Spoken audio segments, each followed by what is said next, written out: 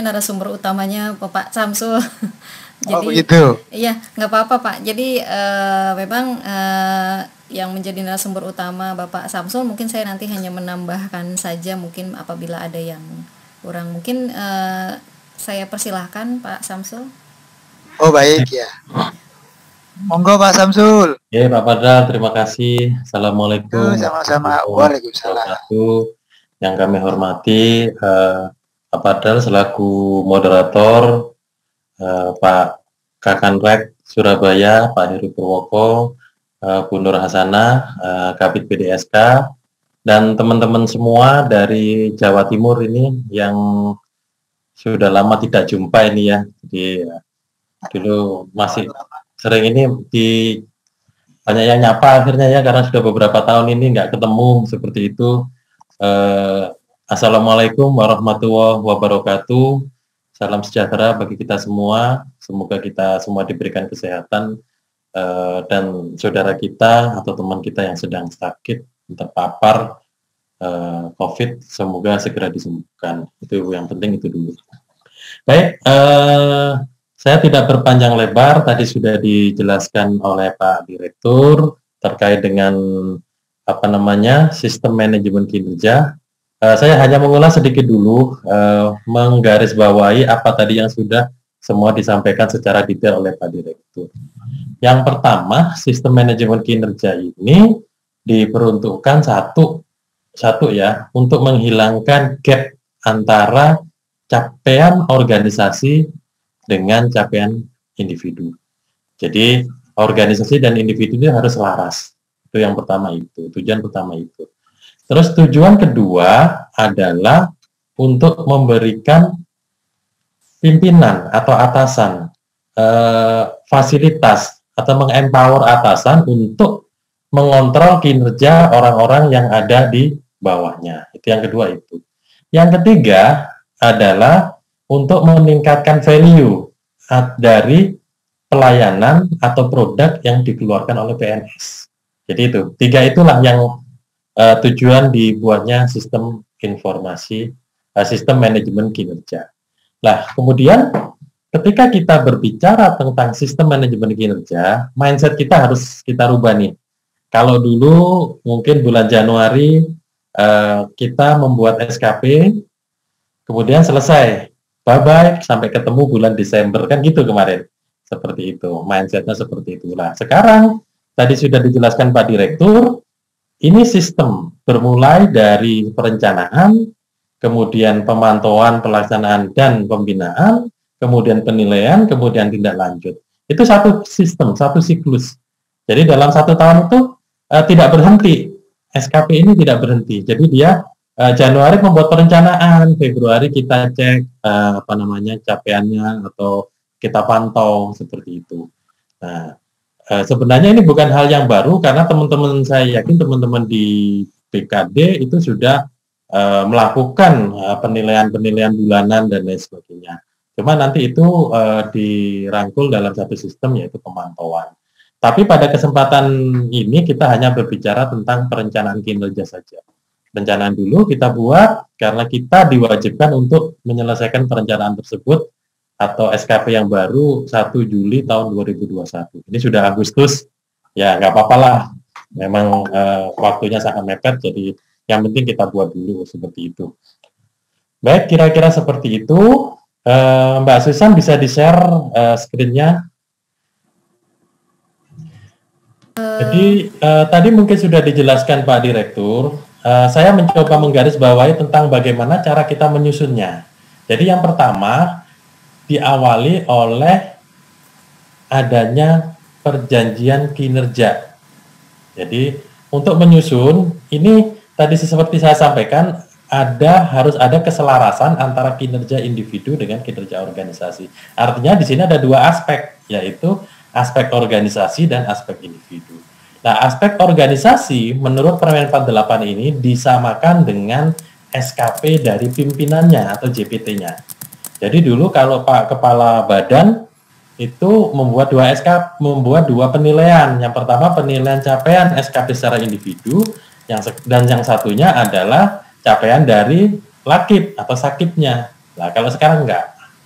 Jadi capaian dari Sakib ya capaian dari SKP. Nilai dari individu kepala badan itu juga adalah nilai dari Sakibnya. Jadi setara, jadi satu. Nah, untuk itu pada saat kita menyusun, kita awali dari perjanjian kinerja. Jadi kita lihat dulu, ini saya mencoba untuk membuat yang model BKP SDM atau BKD ya. Jadi yang sebenarnya kami ada contoh yang lengkap dari Direktorat Kinerja, cuma biar ranahnya pas, maksudnya karena teman-teman semua berasal dari BKD, kita mencoba menyusun dari salah satu BKD di provinsi Anta-Beranta, yaitu yang provinsi X, provinsi yang belum ada di Indonesia, kira-kira seperti itu. Jadi di sini kita melihat semua PK itu selalu ada 3 hal, yaitu yang pertama adalah sasaran, indikator, dan target. Pasti ada 3, sasaran, indikator, target, pasti ada 3. Kita harus mengenal dulu apa itu sasaran, apa itu indikator, apa itu target. Nah, nanti saya jelaskan pelan-pelan. Dari PK ini, maka setiap PK itu selalu diikuti oleh manual IKU atau manual indikator kinerja. Jadi sasaran itu adalah apa yang kita targetkan. Kalau saya beli bensin ya, saya bawa mobil masuk ke tempatnya pengisian BBM, saya bilang, Pak tolong diisi 40 liter gitu. Nah, 40 liter itu kalau mobil saya Avanza kan penuh. Nah, kemudian saya cek, saya tinggal ke Indomaret, saya balik, saya cek. Loh ternyata jarum menunjukkan posisi tengah. Saya komplain dong. Loh Pak kok nggak penuh? Nah, dari cerita itu kita bisa ambil kesimpulan bahwa pada saat kita mengatakan tolong saya diisi BBM penuh, maka itu disebut rencana kinerja atau sasaran dari pekerjaan. Kemudian ketika kita lihat dashboard dari mobil kita, ada E ke F kan gitu kan, ada E ke F, nah, ada penggarisnya, lah ada E ke F. Itu disebut indikator. Indikator adalah alat untuk mengetahui bahwa apa yang kita rencanakan itu sudah tercapai. Kalau tidak tahu, ya sulit kita mengukurnya, maka dibutuhkan indikator. Posisi jarum yang ada di dalam indikator tadi itu adalah target. Itu cara memahaminya. Jadi komponen dari SKP JPT ini adalah rencana kinerja, indikator kinerja, dan target. Seperti itu. Tapi ini yang ditampilkan di layar masih posisi perjanjian kinerja. Nah, oke, coba dicek manual IKU-nya. Mbak Susan, next.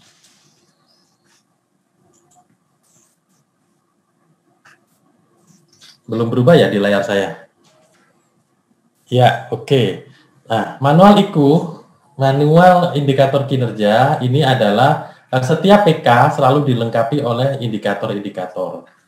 Jadi, khusus untuk tadi indikatornya adalah indeks profesionalisme ASN, tadi kan indeks profesionalisme ASN, itu bisa kita lihat dari dimensi kualifikasi, dimensi kinerja, kompetensi, dan dimensi disiplin.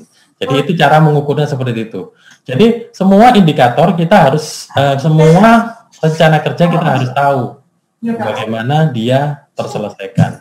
Kalau Bapak Ibu nyuruh seorang tukang membetulkan pagar, itu Bapak Ibu selalu bilang, ini nanti kamu buat seperti ini ya, pagarnya setinggi 2 meter. Terus di atasnya ada ada kawat berduri misalnya seperti itu. Nah, itu adalah indikator. Jadi kalau belum 2 meter berarti ya belum selesai. Itu saja gambaran sederhananya seperti itu. Itu nanti kita diskusikan lebih lanjut, tapi kita ikuti alur dari penyusunan SKP. Dari PK perjanjian kinerja dari JPT tadi diturunkan ke form SKP. Form nomor 3. Tolong Mbak Susan, form nomor 3. Form SKP. Oke. Jadi tadi disampaikan Pak Direktur bahwa untuk menyusun SKP itu ada kinerja utama, ada kinerja tambahan.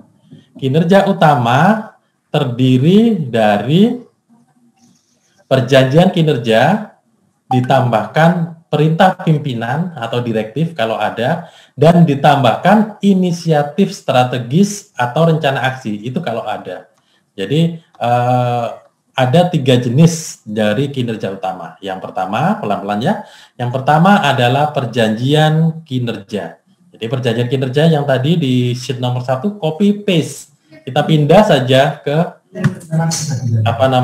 form SKP JPT, dipindah saja. Baik tulisannya, targetnya semua tinggal dipindah.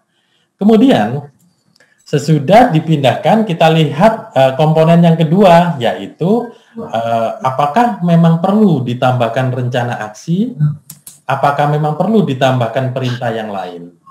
Nah, apabila memang perlu ditambahkan, maka boleh ditambahkan.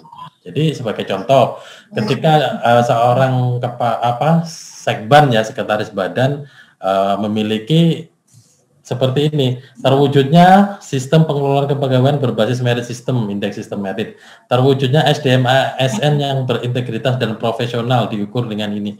Nah, kalau menurut Pak Kaban atau Pak Kaban bahwa ini kurang cepat ini, biar cepat ini saya perlu menambahkan strategi-strategi khusus, misalnya menerapkan location detector. Jadi setiap pegawai di di lingkungan badan tersebut kemana-mana terlihat. Jadi dicek, oh si Susan lagi di mana nih? Dicek di komputernya Pak Kaban. Oh dia lagi belanja di mall. Ini jam istirahat bukan? Nah itu bisa terlihat seperti itulah. Mungkin ya memiliki inisiatif seperti itu boleh ditambahkan. Gitu, boleh ditambahkan. Jadi artinya mendukung profesionalisme ASN. Nah itu disebut direktif yang seperti itu. Tapi nggak wajib, tapi boleh ditambahkan. Terus ada yang disebut inisiatif strategis. Nah kalau inisiatif, apa bedanya direktif dengan inisiatif? Kalau direktif itu diperintah oleh pimpinan. Tadinya nggak ada sama sekali, tadi diperintah, itu bisa. Tapi kalau inisiatif itu mendukung kinerja yang ada. Jadi PK yang ada didukung oleh rencana aksi dan lain sebagainya. Tadi sempat ada pertanyaan di main room kepada Pak Direktur, bagaimana kita ngukur capaian bulanan? Nah itu bisa kita turunkan dari sini, yaitu dari rencana aksi. Maksudnya diturunkan ininya nomornya. Nah di sini nomor 4 dan 5 ini adalah pasal sapu jagat. Pasal sapu jagat? Kita selalu sering mengatakan, wah bagaimana ini pekerjaan saya cantolkan di mana? Tidak ketemu nih di dalam perjanjian kinerja. Maka kita bisa mencantumkan di bawah, diturunkan dari rencana aksi dan inisiatif strategi bisa kita turunkan. Kemudian bisa juga melalui direktif pimpinan. Jadi nanti dalam praktek ketika Bapak Ibu Kepala BKD membuat direktif atau membuat rencana aksi, ini bisa dipakai untuk mengakomodasi beberapa hal yang terkait dengan pemenuhan angka kredit. Jadi ini kan situasinya kebalik, nggak kayak dulu. Kalau dulu kan kita lihat butir angka kredit, terus kita masukkan ke SKP. Ini kan enggak. Kita lihat pekerjaan organisasi jadi SKP baru ke butir angka kredit. Nah, ketika itu tidak ketemu dan kita ternyata memang ada pekerjaan-pekerjaan itu dan dilakukan, itu nanti peluang ini bisa kita jadikan melalui rencana aksi dan inisiatif. Oke. Kemudian tadi kalau kita melihat apa yang disampaikan Direktur, sebelum masuk ke dalam matrik peran hasil ada namanya review. Tapi kami tidak menyampaikan di sini untuk menyederhanakan, jadi supaya teman-teman bisa memahami. Jadi sebenarnya fase dari penyusunan SKP JPT itu ada 3 fase: rencana yang ada di layar, kemudian direview, kemudian ditetapkan. Tapi barangnya sama, ya seperti ini yang ada di layar. Hanya statusnya beda. Status pertama masih direncanakan. Status kedua dicek. Oh, rencana ini masuk pada dari perjanjian kinerja. Oh, rencana kinerja ini bersumber dari rencana aksi. Oh, rencana ini bersumber dari direktif pimpinan. Jadi fungsi dari review itu seperti itu. Yang mereview adalah pengelola kinerja. Nah, di review, kenapa harus direview? Karena itu akan menentukan langkah-langkah berikutnya pada sistem manajemen kinerja yang lain, yaitu pemantauannya. Jadi nantinya rencana kinerja yang bersumber dari PK, rencana kinerja yang bersumber dari inisiatif strategis atau rencana aksi, cara menghitungnya, kuotanya, porsinya itu berbeda. Makanya kita identifikasi.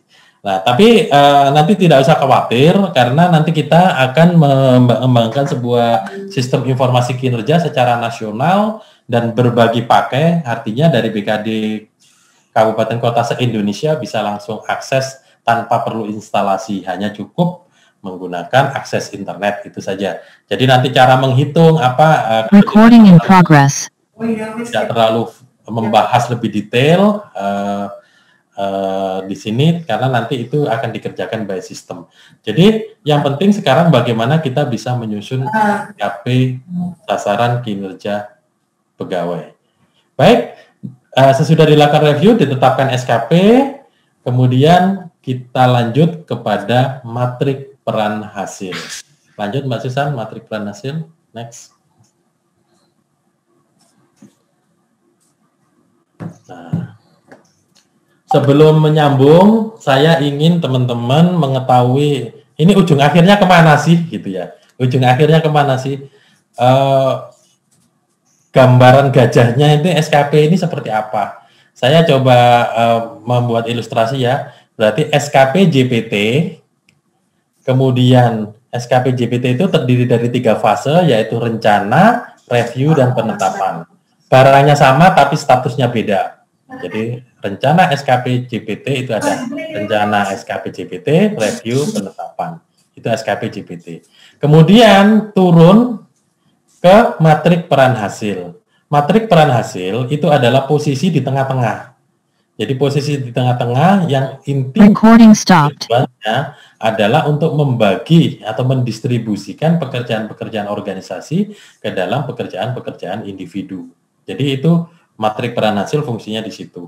Nah, sesudah dari matrik peran hasil akan menjadi bahan penyusunan rencana SKP dari orang-orang di bawahnya, yaitu administrator, pengawas, dan staf yang ada di situ. Nah, kemudian setelah direncanakan kita cek lagi apakah sudah sesuai. Nah, ketika sudah sesuai baru ditetapkan. Nah, baru kita cari keterkaitan dengan butir angka kredit. Jadi kalau kita hitung ada 8 fase ya.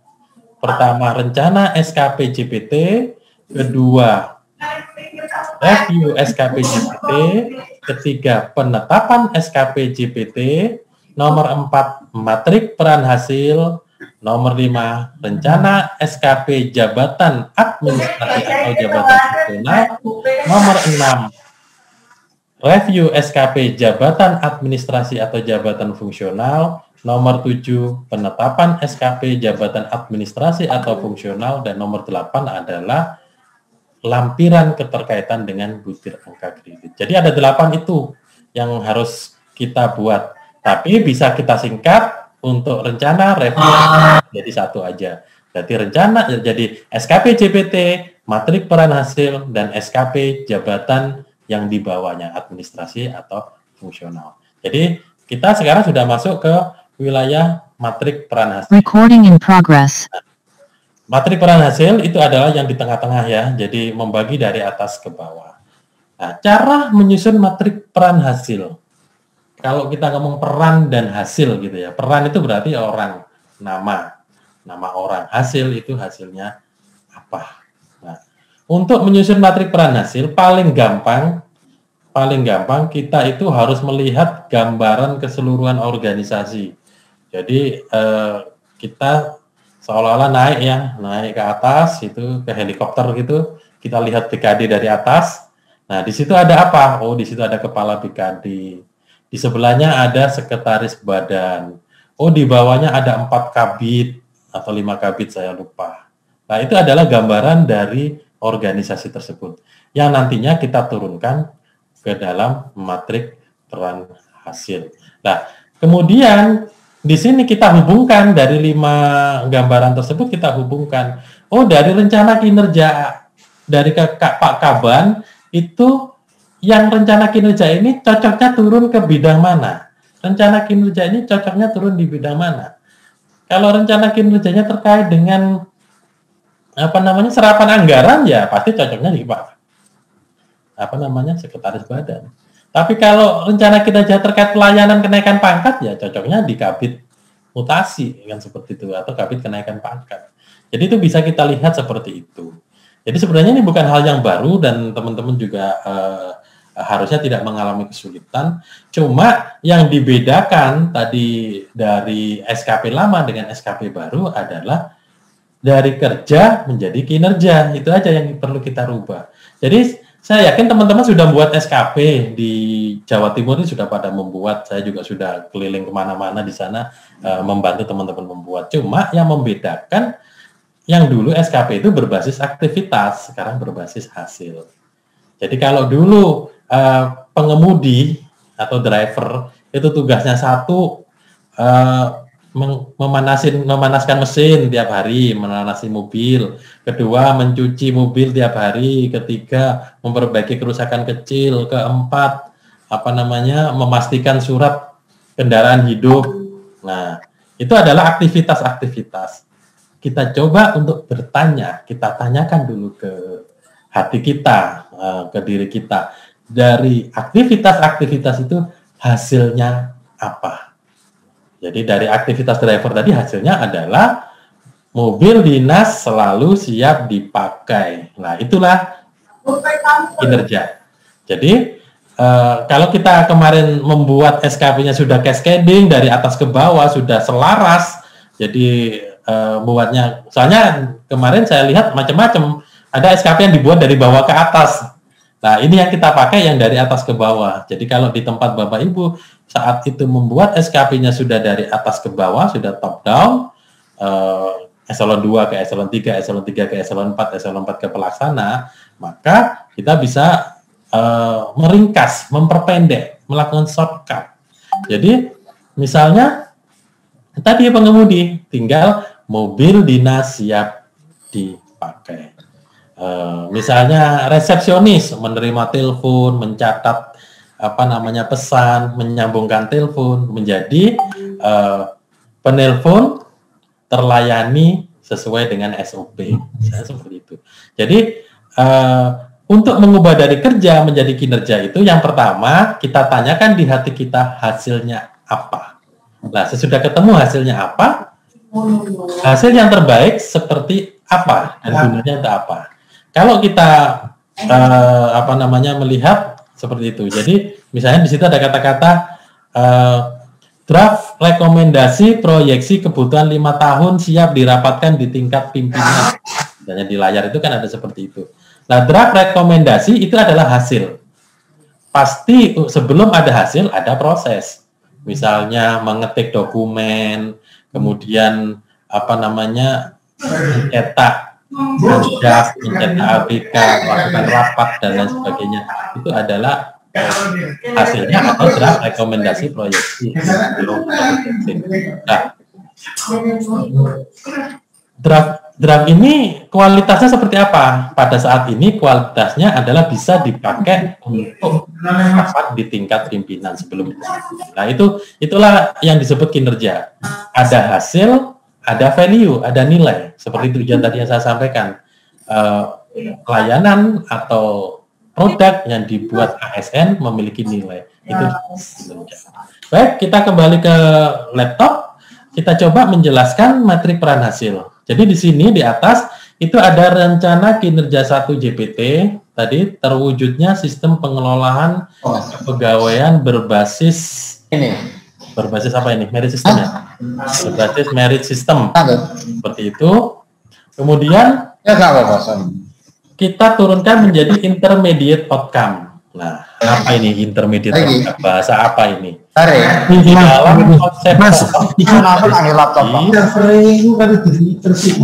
dalam konsep pohon organisasi kita ada outcome hasil atau output, apapun lah pokoknya hasil itu yang dalam proses terjadinya hasil itu membutuhkan kendali. Jadi ada yang kendali rendah, ada yang kendali sedang, ada yang kendali tinggi. Apa itu kendali tinggi? Jadi kendali tinggi namanya juga kendali tinggi. Jadi kalau Bapak di kantor bolak-balik ditelepon sama ibu di rumah, Bapak di mana? Lagi ngapain? Sama siapa? Dan lain sebagainya. Itu kendali tinggi namanya. Jadi perlu dikontrol terus, itu kendali tinggi. Nah, kalau kendali sedang itu ya dikontrol sedang-sedang lah, kadang-kadang dikontrol. Nah, nggak harus setiap jam ditelepon, itu kendali sedang. Sedangkan kendali rendah sebenarnya tidak perlu, hanya dilihat sekali-sekali saja. Itu kendali rendah. Kendali rendah itu diperuntukkan mereka yang menduduki jabatan pimpinan tinggi. Jadi kayak ini Pak Direktur di tempat saya tidak perlu menanyakan, Pak Samsul itu Zoom-nya sudah dipesan belum? Nah, enggak perlu. Itu cukup yang ngecek itu saya sebagai koordinator di kendali sedang. Zoom-nya sudah bisa recording, Zoom-nya sudah bisa breakout room. Nah, itu cukup saya. Nah, sedangkan yang dilakukan oleh Mbak Susan ya, memasukkan tulisan, memasukkan catatan, ini kan kendali tinggi. Jadi kalau sekarang sama Mbak Susan ditinggal aja ke toilet, saya bingung nih bagaimana nih mengendalikan pertemuan ini. Lah itu namanya kendali tinggi. Jadi ketika kita harus fokus ke dalam pekerjaan tersebut dan perlu kita perhatikan terus-menerus, maka itu kendali rendah. Nah, kendali tinggi. Kendali tinggi itu dilakukan oleh eselon 4 sampai ke pelaksana. Itu kendali tinggi.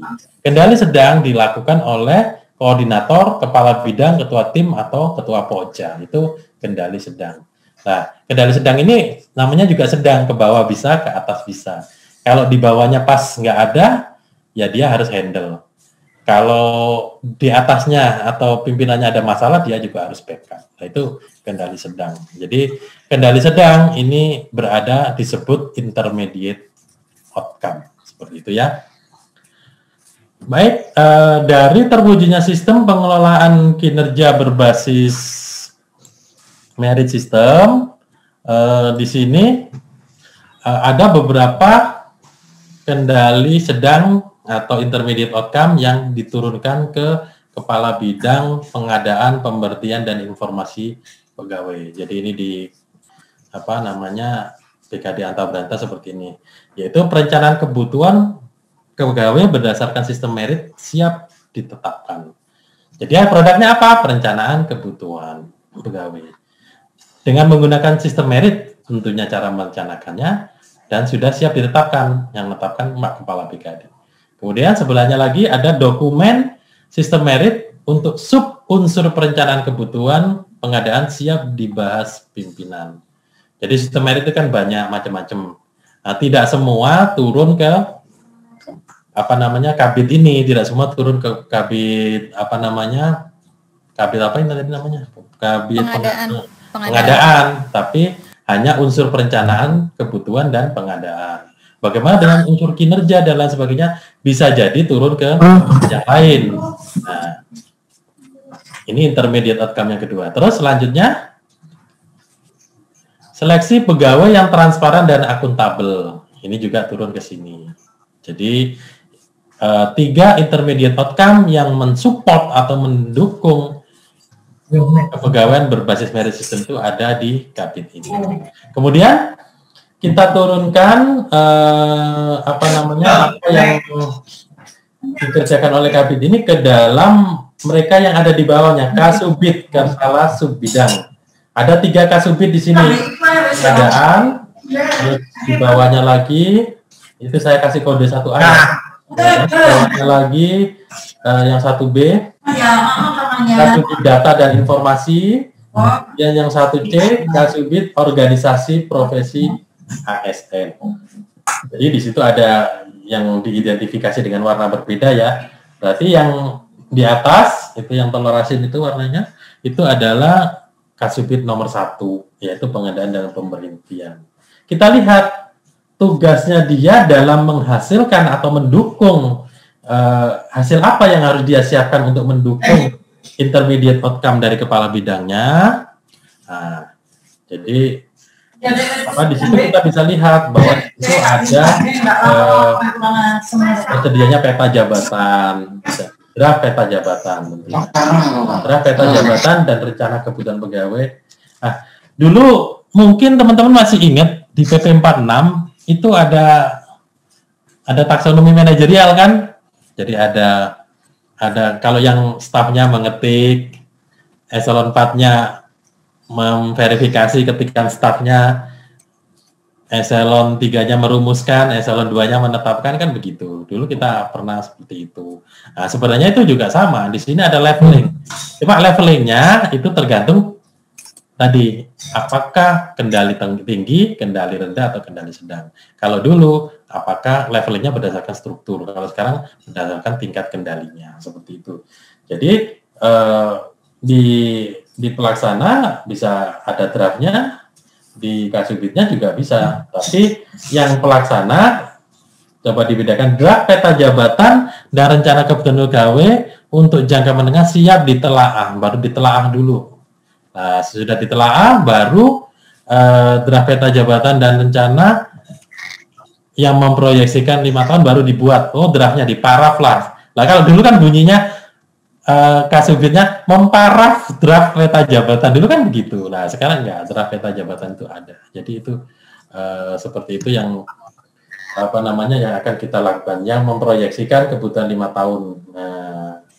Memproyeksikan itu adalah kata kunci dari kinerja. Jadi kita harus menemukan kata kunci kinerjanya. Yang ditebelin sama Mbak Susan itu adalah kata kunci yang menunjukkan bahwa itu adalah kinerja, bukan aktivitas. Nah, kemudian yang melakukan itu adalah dona ya di situ. Nah, sedangkan untuk intermediate outcome yang kedua dilakukan oleh Nah, untuk yang pertama tadi selain ini juga dilakukan up to date data, dan yang selanjutnya untuk dokumen penerapan sistem merit ini ke bawah, dia dilakukan oleh Kasubdit Data dan Informasi. Nah, Kasubdit Data dan Informasi. Di situ pengukuran indeks merit system, sub unsur perencanaan kebutuhan, pengadaan siap dibahas pimpinan, tersegar secara akuntabel, valid, dan reliable. Nah, di situ ada kata-kata akurat, valid, dan reliable. Ini adalah value. Ini yang menunjukkan sebuah kinerja. Nah, pengukuran indeks merit system sebagai sub unsur perencanaan kebutuhan, lah itu adalah ada produknya, ada kualitas produknya. Siapa yang melakukan ini? Orang-orang di bawahnya, yaitu analis data dan informasi. Ya, di situ ada instrumen merit, subunsur perencanaan kebutuhan, pengadaan. Nah, seperti itu. Jadi, kalau di atas pengukurannya, maka yang di bawah adalah menyiapkan instrumennya. Jadi, kalau dulu pekerjaannya yang dijenjangkan, aktivitasnya yang dijenjangkan, kalau sekarang adalah key product, jadi produk-produk pendukungnya. Jadi untuk ukur kita butuh instrumen. Nah, seperti itu. Untuk selain butuh instrumen, kita butuh data.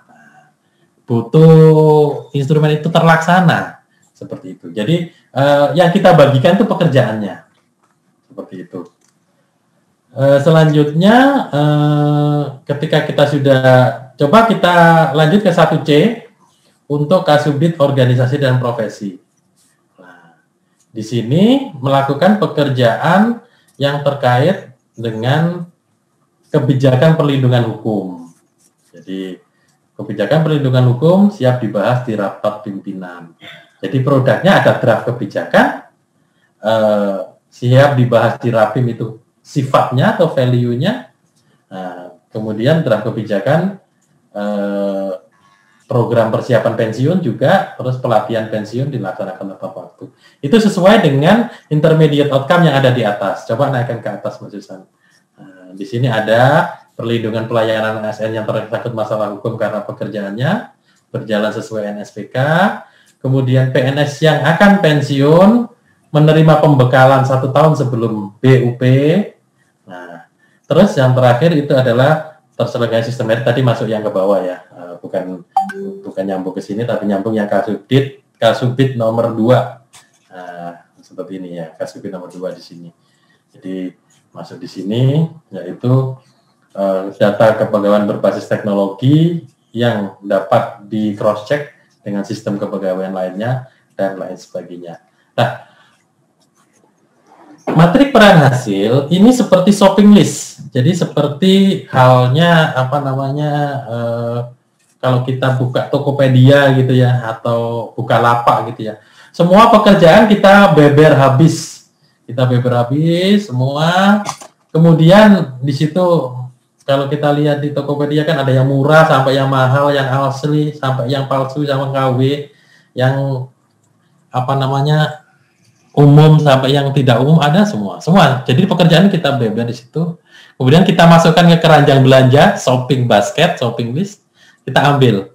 Nah, ketika ini kita ambili, itu menjadi rencana atau menjadi SKP dari mereka yang di bawahnya.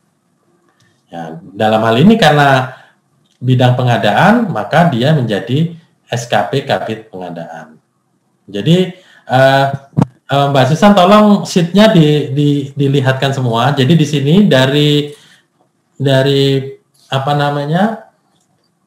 Nah, kalau kita kecilin ini semua ada di situ. Nanti kita tinggal ambil. Oh, berarti yang kolom baris nomor 7 ini punyanya Pak Budi sebagai kepala bidang. Nanti tinggal ngambil dari situ. Jadi kalau matrik peran hasil sudah selesai, maka kita lebih gampang. Ini matrik peran hasil selesai. Berarti yang 7, row 7 itu adalah SKP-nya Budi. Row 8 SKP-nya row 8 itu SKP-nya Joni. Nah, kan seperti itu. Kemudian row Dona ada di row 9. Desi ada di row 10. Nah, terus Benny ada di row 11. Sarul 12, 13. Sarul 13 dan 14. Nah, terus kemudian Ali itu ada di 15. 6 Usman dan 17 Kuswah. Jadi kira-kira itu semua orang di bidang itu sudah ada SKP-nya. Jadi fungsi dari matrik peran hasil itu untuk menemukan ternyata ada orang di pojok sana yang nggak pernah bekerja loh, kan gitu. Itu bisa terlihat nantinya. Jadi itu gambarannya seperti itu. Oke, kita lihat dulu satu SKP kepala bidangnya. Yang nomor 1.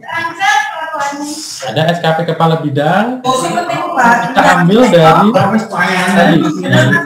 namanya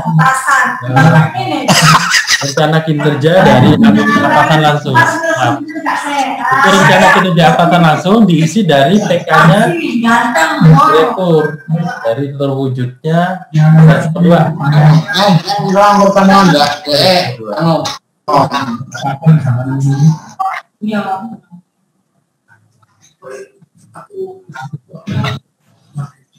Ya, seperti itu.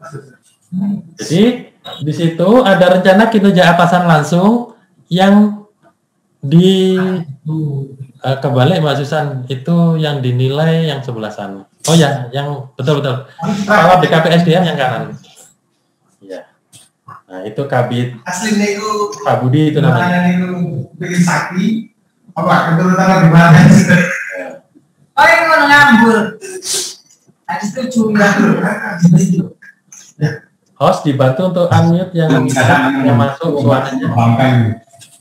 Ya. Unmute yang masuk. Sidoarjo.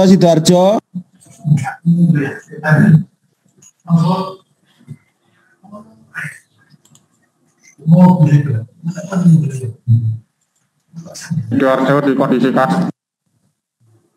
Mohon yang lain di unmute ya. Suaranya masuk nih. Kan kamu cukup nama. Ngapain? Boleh jauh untuk mengetahui yang suaranya ya. Sidoarjo di unmute Sidoarjo. Isi Bapak Ibu di mohonnya terlebih dahulu. Bapak Ibu. Ya. masih sepertinya. Mungkin di mute ya. Nggak bisa dimulai oleh saya, nggak bisa nih. Oh, nggak bisa ya. Iya, nggak bisa. Pak Fardal mungkin bisa ya. Pak Fardal juga nggak bisa, Pak. Kenapa? Aku supaya di depan anakku ya.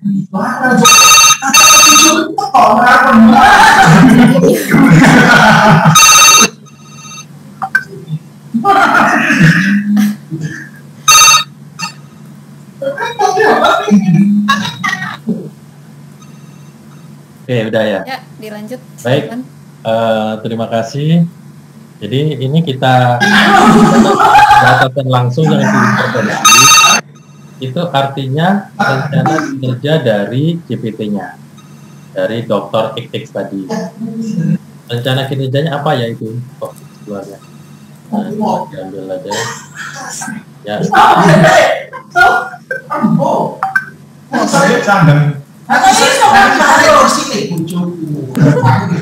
Ya. Sidoarjo, ada dua hal yang menjadi rencana kinerja dari Pak Budi. Enggak, dua hal, 4 hal tadi ya. 4 hal itu kita tingkatkan dari. Jadi, kuncinya apabila teman-teman itu bisa membuat matrik peran hasil, maka untuk SKP-nya menjadi gampang. Kenapa? Karena sudah pindah. Kemudian di sini ada namanya aspek. Aspek itu adalah kuantitas, kualitas, dan waktu. Kalau dulu itu kan kuantitas, kualitas, waktu, dan dapat biaya. Nah, sekarang itu kuantitas, kualitas, waktu itu kualitas dan waktu itu optional. Kuantitasnya adalah wajib. Jadi mungkin dikasih komen wajib, aspek yang wajib ada. Nah, itu adalah kuantitas. Yang kualitas dan waktu itu adalah optional, jadi boleh ada, boleh tidak. Pertanyaannya, kapan kita hanya ada kuantitas, kapan ada kualitas, kualitas, kapan kuantitas, kualitas, dan waktu? Itu jawabannya ada 3 hal, ada 2 hal. Yang pertama, dasarnya adalah karakter dari pekerjaan itu. Jadi, dasarnya dari pekerjaannya itu sendiri, karakter dari pekerjaan itu. Jadi contohnya saya diperintah oleh Pak Direktur, Pak Samsul tanggal 12 harus menyampaikan paparan kepada teman-teman dari Kanrek 2, wilayah kerja Kanrek 2. Maka yang perlu saya siapkan adalah kuantitasnya dulu. Kuantitasnya saya ada bahan tayang 1 misalnya begitu. Saya hadir juga, ini kuantitas saya. Seperti itu. Terus kualitasnya, bahan tayangnya harus bagus, Bapak Ibu nggak bingung, bisa memahami, itu kualitas. Terus waktu ini perlu. Kenapa perlu? Nah, saya hadir, bahan tayang bagus, tapi saya hadirnya besok siang. Ya sama saja acara nggak berjalan. Nah, dengan konteks seperti itu, maka 3-tiganya harus ada. Tapi kalau cukup cuma 1, misalnya peningkatan indeks gitu ya, meningkatnya indeks gitu, indeks capaian gitu, mungkin kuantitas saja cukup. Kenapa? Karena di situ di dalam pengukuran indeks itu sudah ada pengukuran kualitas. Kira-kira seperti. Jadi tidak semua harus ada lengkap. Jadi boleh kuantitas saja, boleh kuantitas, kualitas, dan waktu, tergantung karakter dari pekerjaannya. Juga tergantung dari permintaan pimpinan. Yang kedua, ekspektasi dari pimpinan. Jadi ada juga pimpinan yang memiliki ekspektasi lebih. Jadi ada yang penting dokumennya ada, yang penting laporannya ada, tersedianya 4 laporan, itu ada 4 laporan seperti itu. Nah, tapi ada juga kualitasnya di 4 laporan itu harus tepat, harus valid, harus akurat, maka itu disebut kualitas. Nah, ada juga yang seperti itu. Di dalam konteks yang sama, bisa satu pimpinan sama pimpinan yang lain bisa berbeda-beda seperti itu. Jadi 2 hal yang menyebabkan dari kuantitas, kualitas, atau waktu. Yang pertama adalah karakteristik pekerjaan, yang kedua adalah ekspektasi dari pimpinannya. Oke, sesudah itu kita terjemahkan. Coba komennya ditutup dulu, Mbak Susan. Ya. Nah, di situ ada jumlah dokumen perencanaan kebutuhan yang sudah terverifikasi 4 dokumen. Jadi itu seperti itu. Jadi kalau dulu kan kita absolut saja kuantitas, pokoknya kuantitas. Jadi ini Permenpan 8 ini mendekati kualitatif. Jadi boleh kata-katanya waktu penyelesaian 3 sampai 4 bulan itu boleh. Ada kata-kata 3 sampai 4 bulan itu boleh. Jadi mungkin ditaruh di komen juga lah, seperti itu boleh. Jadi nggak harus fix 4 bulan. Nah, boleh berupa rentang. Jadi bisa min, bisa max. Jadi boleh seperti itu. Nanti pun di aplikasi yang kita buat itu juga ada target min berapa, max berapa. Nah, target itu sendiri juga tidak harus naik. Kalau dulu mungkin teman-teman sering mengalami kesulitan. Jadi ketika membuat target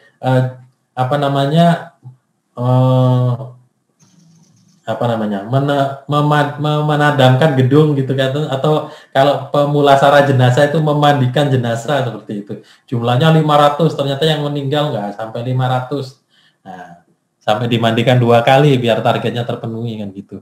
Nah, kadang-kadang begitu. Kita juga seringkali membuat target yang sulit untuk dicapai atau untuk diprediksi. Misalnya menerima surat masuk 600 surat seperti itu. Dari mana kita tahu ada surat 600 yang masuk? Nah, jadi sebenarnya bukan itu. Di sini lebih dijelaskan. Jadi ketika seorang pengadministrasi surat bukan lagi targetnya menerima surat yang masuk, tapi prosentase jumlah surat yang ditindaklanjuti 100%. Jadi ada kayak itu yang nomor 3 itu persentase permasalahan yang ditindaklanjuti 100%.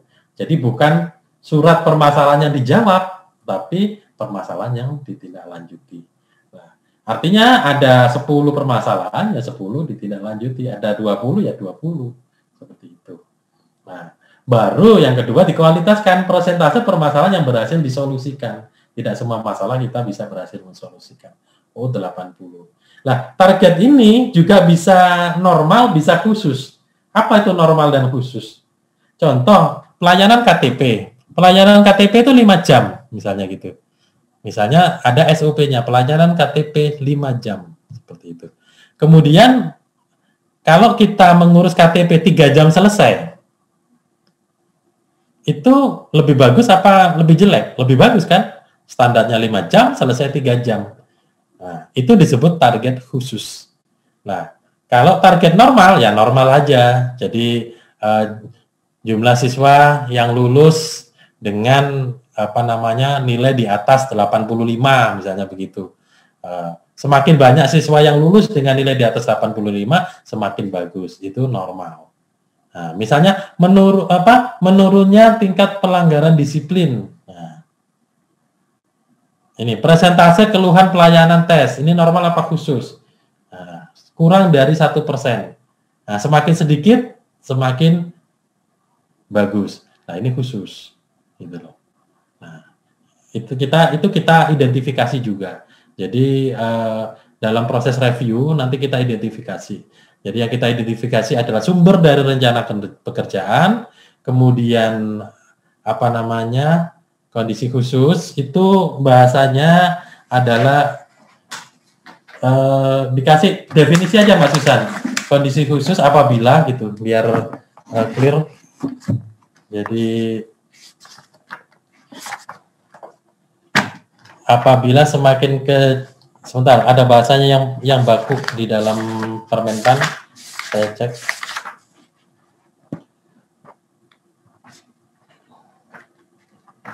Ada penilaian itu. Izin sebentar.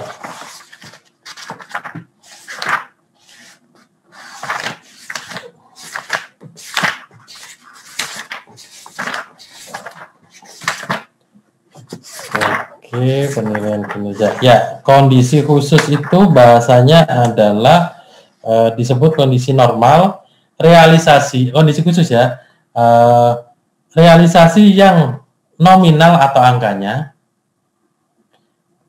lebih kecil dari target dikategorikan sebagai capaian yang melampaui target.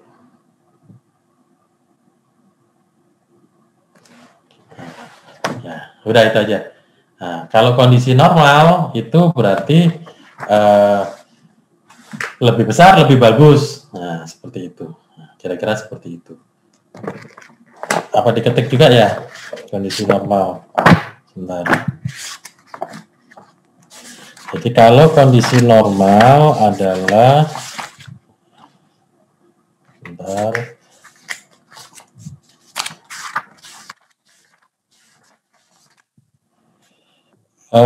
Kondisi normal adalah realisasi nominal angkanya lebih besar daripada target, dikategorikan sebagai capaian yang melampaui target. Nah, seperti itu. Jadi itu nanti cara menghitungnya itu berbeda antara kondisi khusus dan kondisi normal. Tapi kita tidak bahas hari ini, next time kita bahas. Dan itu yang penting Bapak Ibu tahu bahwa oh ini kondisi normal, oh ini kondisi khusus, seperti itu. Jadi ketika kita sudah melakukan itu, nantinya di dalam proses review dan lain sebagainya itu sudah akan diambil alih oleh sistem, kira-kira seperti itu. Jadi sudah ada SKP, sudah selesai, inilah SKP-nya.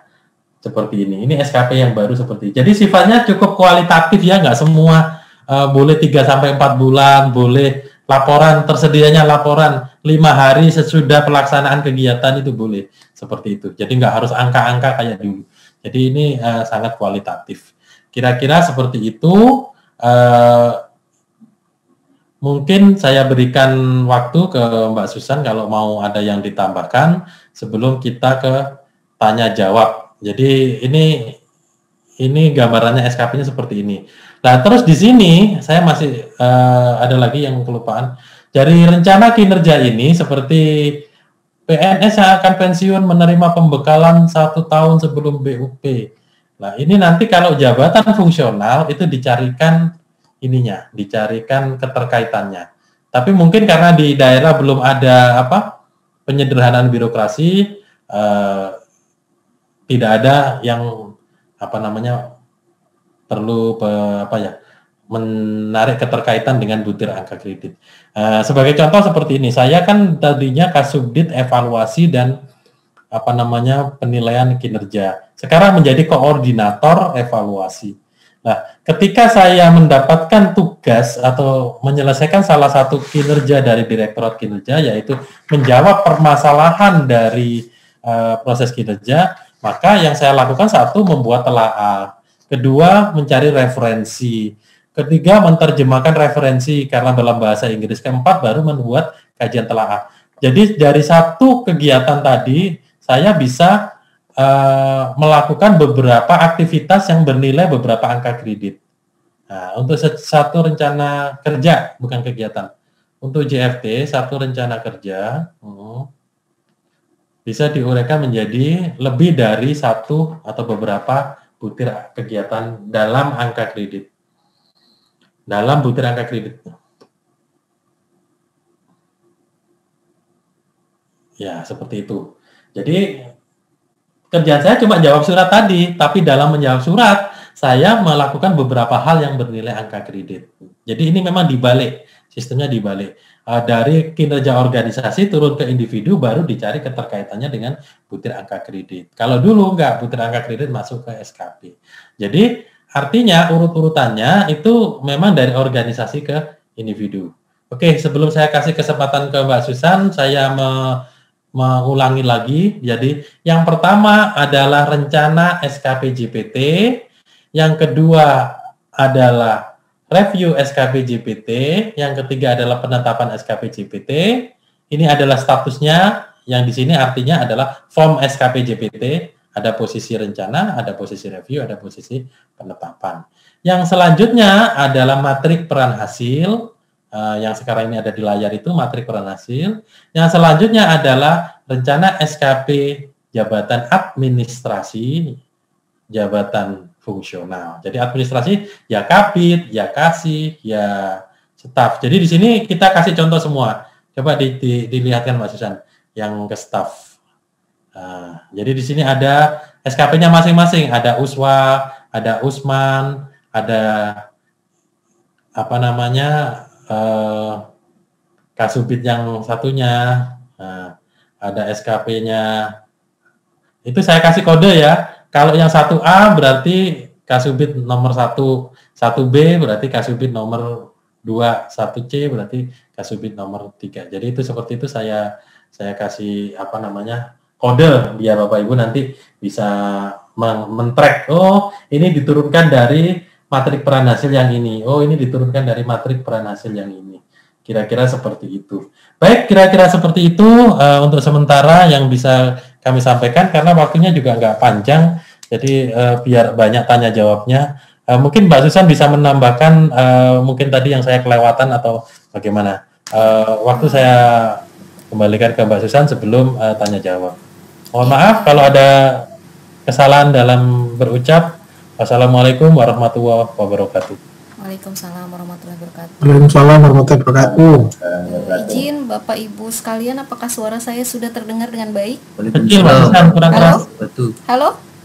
Kecil. Sudah masih kecil? Ya betul Bu. Masih kecil? Halo?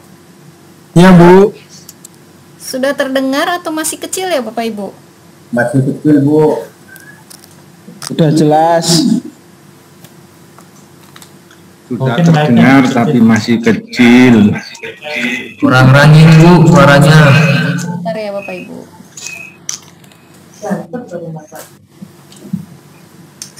Ya karena di Halo? Bapak Ibu, apakah suara saya sudah terdengar dengan baik? Bapak Ibu? Terdengar ya? Sudah lebih jelas? Ya, sudah terdengar dengan bagus. Baik, terima kasih atas kesempatan yang diberikan. Yang terhormat Bapak Direktur Kinerja ASN, yang terhormat Bapak Kepala Kantor Regional 2, serta yang terhormat Bapak Moderator, Bapak Supardal, dan Bapak Ibu sekalian. Mungkin saya tidak banyak menambahkan, saya mungkin hanya menambahkan dari beberapa hal yang perlu disampaikan. Karena di sini Permenpan 8 ini meng-highlight atau menekankan pada sistem manajemen kinerja ya Bapak Ibu, sehingga kita tidak hanya berfokus pada penyusunan SKP dan penilaian kinerjanya saja, tapi juga bagaimana supaya manajemen kinerja ini terwujud secara komprehensif. Oleh karena itu di dalam sistem manajemen kinerja berdasarkan PP 30 dan Permenpan 8 ini juga dimasukkan salah satu unsur yaitu manual indikator kinerja. Nah, selama ini kita hanya berfokus pada perjanjian kinerja saja. Nah, idealnya Bapak Ibu sekalian, ketika ada perjanjian kinerja, maka manual indikator kinerjanya itu juga sudah satu paket ya Bapak Ibu. Jadi, ketika PK-nya ada, maka manual indikatornya juga ada. Nah, mengapa demikian? Nah, hal itu untuk meminimalisir interpretasi atau persepsi dari masing-masing orang terhadap perjanjian kinerja. Nah, sebagaimana yang sering kami temui di daerah-daerah dan di instansi pusat maupun daerah juga, kadangkala perjanjian kinerja yang mencantumkan indikator kinerja ini disalah interpretasikan oleh tim yang ada di bawah organisasi itu. Nah, sehingga manual indikator kinerja ini juga menjadi penting supaya indikator-indikator kinerja yang ada di dalam perjanjian kinerja ini tidak dimisinterpretasikan. Kemudian juga bagaimana metode-metode pengukurannya itu juga sudah dijelaskan di manual indikator kinerja, sehingga ini menjadi penting karena ketika diturunkan ke matriks peran dan hasil, di sini ada salah satu tugas atau intermediate outcome dari Bapak Budi ini adalah untuk menghasilkan dokumen penerapan sistem merit untuk subunsur perencanaan, kebutuhan, dan pengadaan. Nah, di dalam manual indikator kinerja ini dijelaskan, jadi bagaimana cara untuk mengukur merit sistem itu seperti apa, kemudian juga deskripsi rencana kinerjanya itu juga apa, dan diambil dari regulasi yang mana, sehingga kita punya jangkarnya, punya kompasnya untuk mengukur setiap indikator kinerja yang ada di dalam perjanjian kinerja. Nah, dengan demikian ketika diturunkan ke matriks peran hasil, oh saya sudah tahu, oh ini cara mengukurnya itu ada formulanya, kemudian juga ada subunsur-subunsurnya. Misalkan di dalam peraturan KASN itu ada unsur-unsurnya mulai dari perencanaan kebutuhan, pengadaan dan lain sebagainya. Nah, ternyata tadi Kasubit pengadaan mendapatkan mandat untuk mengukur dari segi pengadaan, kemudian juga dari perencanaan dan lain sebagainya. Jadi memang salah satu yang perlu kita mulai istilahnya mulai diperhatikan juga adalah tersedianya manual indikator kinerja dalam penyusunan SKP baik dari JPT sampai dengan JAJF. Nah, kemudian di formulir SKP JPT tadi Bapak Samsul sudah menyampaikan juga bahwa terdapat rencana kinerja sapu jagat, yaitu terlaksananya rencana aksi dan inisiatif strategis dan juga terlaksananya direktif pimpinan, yang mana kedua hal ini masuk ke dalam kinerja utama. Nah, jadi ketika ada pertanyaan semisalkan, Bu, saya jadi PPK atau misalnya saya menjadi PLT misalkan. Nah, itu masuknya kemana, Bu? Apakah masuknya ke kinerja tambahan atau tidak? Nah, di dalam Permenpan 8 ini ketika kita terlibat di dalam matriks peran hasil unit lain, Bapak Ibu, misalkan Bapak Ibu menjadi PPK, otomatis Bapak Ibu terlibat atau masuk ke dalam matriks peran hasil di Biro Keuangan. Nah, berarti Bapak Ibu secara filosofis mendapatkan perintah, mendapatkan SK ya, SK dari pimpinan, tolong Anda, karena Anda sudah masuk ke matriks peran hasil Biro Keuangan, Anda diperintahkan untuk menjadi PPK. Nah, ketika kita mendapatkan surat tugas atau surat perintah seperti itu, maka masuknya adalah direktif. Jadi, pimpinan memerintahkan Anda untuk menjadi PPK atau menjadi PLT. Nah, sehingga mindset PP 46 yang menyatakan bahwa, Bu, saya bertugas menjadi PPK, tapi tugas saya itu habis hanya untuk mengurusi PPK saja. Tapi saya hanya dihargai tugas tambahan saja, Bu. Padahal ini juga istilahnya menyokong kinerja organisasi. Nah, di Permenpan ini mulai diubah mindsetnya yang pada awalnya, oh itu tugas tambahan ya, walaupun Anda bekerja di tugas tambahan, waktu Anda habis di situ tetap dihargai kinerja tugas tambahan. Nah, tapi di Permenpan ini karena Anda masuk ke matriks peran hasil unit lain dan Anda mendapatkan perintah dari pimpinan berupa SK atau ST, maka Anda dianggap berperan untuk menghasilkan kinerja utama di organisasi itu, sehingga masuknya ke direktif pimpinan dan dihargai dengan kinerja utama. Nah, adapun untuk poin yang keempat, Bapak Ibu sekalian, untuk rencana aksi dan inisiatif strategis, ini berupa kegiatan ya, atau aktivitas-aktivitas yang dilakukan untuk mewujudkan indikator-indikator kinerja yang sudah dicantumkan di dalam perjanjian kinerja ini. Nah, ini menjadi penting Bapak Ibu sekalian, karena di dalam penilaian SKP-nya di akhir tahun ini, rencana aksi dan juga indikator kinerja yang berasal dari PK itu mendapatkan bobot yang berbeda Bapak Ibu sekalian. Nah, sehingga ketika Bapak dan Ibu instansinya ingin istilahnya seperti ini ya Bapak Ibu, saya ingin fokus saja pada indikator kinerja saja atau capaiannya saja, saya tidak peduli dengan prosesnya, kegiatannya, aktivitasnya. Nah, ketika Bapak Ibu ingin full 100% pada indikator kinerja atau perjanjian kinerja, berarti proporsinya hanya 100% untuk PK. Nah, tapi ketika misalkan Bapak Ibu, ya saya untuk menghasilkan indeks sistem merit, saya kan perlu prosesnya, Bu. Tiap bulan pasti ada kegiatan atau aktivitas yang saya kerjakan, ada progresnya setiap bulan, dan indeks sistem merit itu kan diukurnya kan tahunan, Bu, tidak diukur bulanan. Jadi dalam artian hasilnya baru muncul di akhir tahun gitu. Jadi ketika hasilnya baru muncul di akhir tahun kan tidak mungkin misalkan indeks sistem merit 325 di akhir tahun ya targetnya.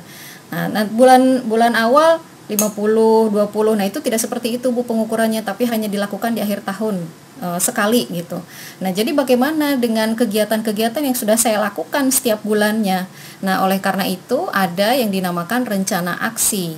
Nah, rencana aksi inilah untuk mengakomodir kegiatan-kegiatan dan aktivitas-aktivitas yang kita lakukan untuk menghasilkan atau untuk mencapai indikator-indikator kinerja dan rencana-rencana kinerja yang ada di dalam SKP kita. Jadi, Permenpan ini memberikan proporsi baik kepada kinerjanya atau hasil kerjanya, juga memberikan proporsi kepada kegiatannya atau aktivitasnya atau prosesnya.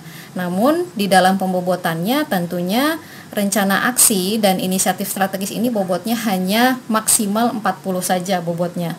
Sementara hasil kerjanya atau kinerjanya diberikan bobot yang lebih tinggi ya tentu saja Bapak Ibu, yaitu minimal 60. Jadi untuk PK ini minimal 60, sementara untuk rencana aksi ini maksimal 40.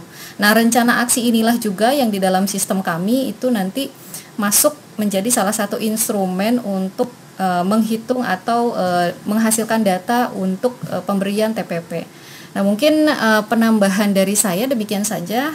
Saya kembalikan kepada Bapak Moderator, Bapak Supardal. Barangkali nanti ada pertanyaan yang perlu didiskusikan dengan kami. Saya kembalikan. Terima kasih. Wassalamualaikum warahmatullahi wabarakatuh. Waalaikumsalam warahmatullahi wabarakatuh. Dari Pak Samsul cukup? Masih ada yang mau sampaikan? Mungkin tambahan saja ya Pak Pardal. Jadi ketika sudah ditambahkan terkait terlaksananya rencana aksi dan direktif pimpinan sesuai dengan target waktu yang ditetapkan, kami sarankan untuk di dalam SKP Bapak Ibu sekalian, baik koordinator atau misalnya kabid maupun SKP anggota timnya juga ditambahkan kedua hal ini yang dikatakan sapu jagat ini, karena kadangkala kita juga sering menerima perintah-perintah dari pimpinan ketika tahun berjalan, maka mohon diberikan slot dua rencana kinerja ini, yaitu rencana aksi dan inisiatif strategis dan direktif pimpinan. Mungkin tambahan dari saya demikian Pak Supardal. Terima kasih. Baik Ibu Susan dan Pak Samsul yang telah memberikan materinya. Kita masih punya waktu. Sekarang posisi jam 12:30. Nanti kita jam 13:10 sampai dengan 13:20 ada post test. Berikutnya nanti acara akan ditutup jam 13:20 sampai dengan 13:30. Nah, tentunya masih ada waktu kurang lebih sekitar setengah jam. Saya berikan kesempatan kepada peserta untuk memberikan pertanyaan. Di samping juga nanti akan saya bacakan beberapa pertanyaan dari chat nanti untuk kita berikan tanggapan. Mungkin saya berikan kesempatan dulu sekitar 3 pertanyaan. Monggo, waktu dan tempat saya persilahkan. Sebutkan nama dan dari Pemkab mana. Izin bertanya Bapak Supardal. Baik, monggo, silakan. Dari mana Bu? Saya dari Pemkab Madiun Bapak. Ya, monggo. Izin bertanya Pak Samsul. Jadi saya mereview lagi Pak. Jadi di tahun 2021 ini yang semester pertama kita membuat SKP sesuai PP 46 ya Pak tahun 2011. Kalau misal kasus saya untuk Maret, untuk April saya dimutasi, berarti saya tetap membuat semester utama itu 2 SKP ya Pak, OPD lama, OPD baru. Terus selanjutnya semester 2 berdasarkan Permenpan 8 2021 membuat 1 SKP, nanti nilainya dibagi 2 seperti itu lagi ya Pak. Terus yang kedua pertanyaannya, tadi dari ulasan Pak Samsul, untuk penilaian perilaku kerja yang tadi dibahas di awal, dari atasan atau dari teman, sepertinya belum dibahas Pak. Dan yang terakhir Pak, nanti kita dapat form, ada rumusnya seperti biasa kan ya Pak? Kalau ya ini formnya. Oh ya siap, terima kasih Pak, pertanyaannya itu saja. Mbak siapa ini, lupa saya, masih hafal wajahnya, lupa namanya. Mbak Saras Pak Samsul, sehat ya? Ya Saras. Ya siap. Ya, saya dulu sebulan di Madiun makanya hafal itu. Baik. Langsung dijawab Pak juga ya. Ya monggo dijawab langsung Pak. Wajah-wajahnya saya hafal kalau Jawa Timur. Baik, Mbak Saras itu benar, jadi kita buat SKP dulu sampai April dinilai, terus di tempat yang baru dibuat lagi, dirata-ratakan, dijumlah dibagi 2. Nah, kemudian kita buat lagi SKP versi Permenpan 8. Nanti integrasinya tahun depan.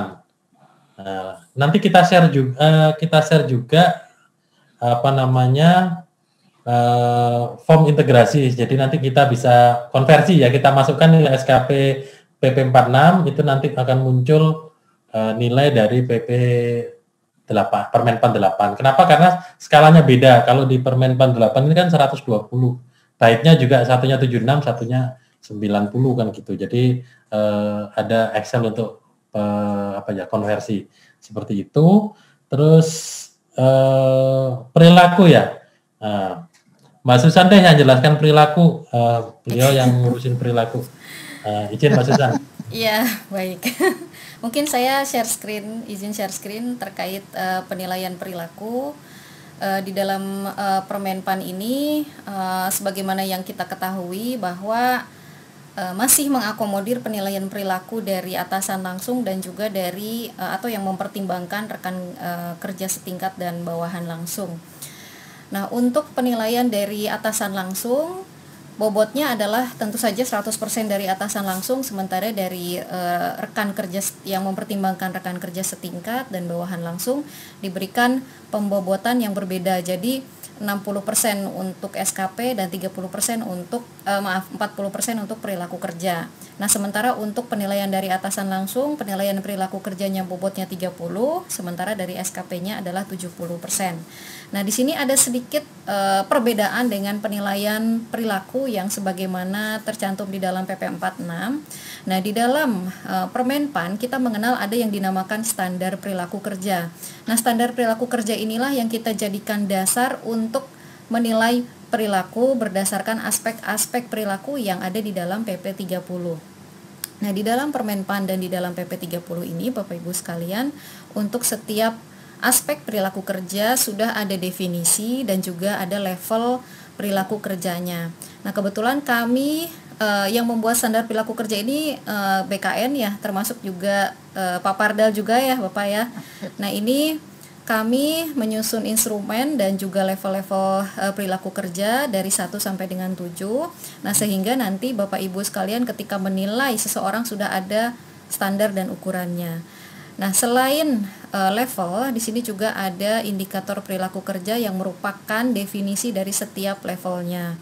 Nah, tentu saja dari level 1 sampai dengan 7, ini sudah kita buat standar level untuk masing-masing jabatan, jenjang jabatan. Nah, jadi misalkan untuk standar level 1 dan 2 itu adalah untuk level pelaksana dan juga JF JF level pertama dan juga muda. Nah, kemudian untuk seterusnya 3, 4, 5 misalkan itu sudah distandarkan untuk yang level media atau eselon 3. Kemudian untuk yang 6 dan 7 adalah untuk level eselon 2, dan untuk 7 itu khusus untuk yang utamanya. Jadi ini yang the ultimate-nya yang di level 7 ya Bapak Ibu. Nah, di sini indikator-indikator perilaku kerja. Kemudian ada yang dinamakan situasi. Nah, situasi-situasi ini kami berikan untuk mengantar Bapak Ibu untuk dalam menilai. Jadi kita memberikan panduan untuk menilai. Jadi kita bawa Bapak Ibu ke dalam situasi. Contohnya, untuk aspek orientasi pelayanan kita bawa Bapak dan Ibu. Ketika Bapak Ibu misalnya menilai Bapak Ibu sebagai atasan, karena ini masih penilaian atasan ya Bapak Ibu, nanti yang 360 saya jelaskan kemudian. Nah, misalkan Ibu Saras punya bawahan, misalnya bawahannya saya. Nah, otomatis nanti yang muncul adalah ketika memberikan pelayanan kepada pihak-pihak yang dilayani. Nah, nanti Ibu Saras akan mengingat-ingat ketika saya memberikan pelayanan kepada pihak-pihak yang dilayani, itu saya itu memahami tidak sih gitu, atau saya bukan cuma memahami tapi saya sudah bisa memberikan pelayanan sesuai dengan standar dan juga saya sudah menunjukkan komitmen dalam pelayanan.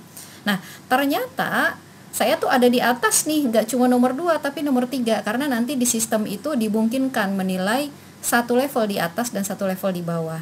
Nah, ternyata standar pelayanan saya itu di luar, udah lebih dari level 2, nah, ternyata levelnya 3. Nah, berarti ketika saya memberikan pelayanan saya mendapatkan nilai 3.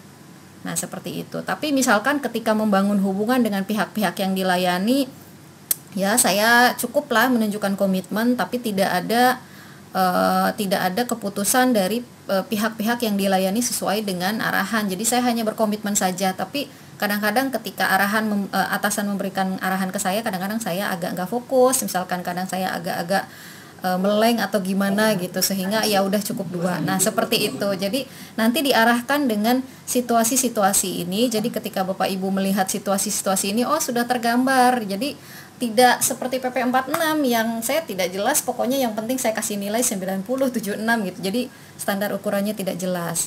Nah sementara, nah ini yang penilaian atasan langsung sebagaimana yang saya sampaikan ya. Nah kemudian yang 360 derajat, nah kita menggunakan metode yang sebetulnya lebih advance lagi yang dinamakan Behavioral Anchored Rating System.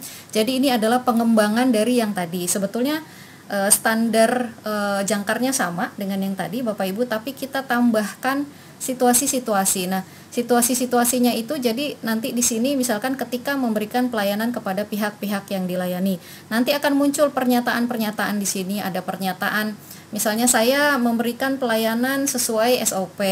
Nanti ada lagi misalnya memberikan pelayanan melebihi ekspektasi. Nanti ada lagi pernyataan yang ketiga misalkan memberikan pelayanan dengan mencantumkan atau dengan menambahkan ide baru. Nah, nanti ada lagi pernyataan. Jadi masing-masing indikator ini nanti akan terwakilkan dalam bentuk pernyataan Bapak Ibu. Kalau yang dari penilaian atasan kan kita lihat indikator lalu kita nilai, tapi kalau 360 derajat tidak. Jadi indikator ini justru tidak muncul, tapi yang muncul nanti pernyataan-pernyataan yang mewakili masing-masing level indikator. Jadi Bapak Ibu yang menilai itu tidak tahu apakah itu level 1 atau 2 atau 3. Jadi kita tidak tahu nilainya berapa. Jadi kita memilih pernyataannya. Jadi nilainya itu tersamarkan dalam bentuk pernyataan-pernyataan tadi. Jadi kalau tadi kan penilaian atasan kita melihat memahami pelayanan, kalau memahami kan nilainya 1, kalau memberikan pelayanan kan nilainya 2. Nah tapi nanti di 360 derajat indikator ini tidak muncul Bapak Ibu. Yang muncul itu adalah pernyataan yang mewakili indikator-indikator ini. Jadi lebih konkret lagi nanti pernyataan-pernyataannya. Jadi tidak ukuran yang disampaikan, tapi perilaku konkretnya. Jadi ketika menilai pun orang itu nggak tahu saya ngasih nilai 1 atau ngasih nilai 2 atau ngasih nilai 3 ya gitu, tapi hanya berdasarkan pada perilaku konkret yang ditunjukkan melalui pernyataan-pernyataan tadi. Nah mungkin demikian yang bisa saya sampaikan Ibu Raras terkait penilaian perilaku 360. Dan sebagaimana yang disampaikan oleh Pak Deputi pagi hari tadi, kami sedang on proses, mudah-mudahan dalam waktu dekat bisa harmonisasi untuk draft perubahan penilaian perilaku 360 tersebut.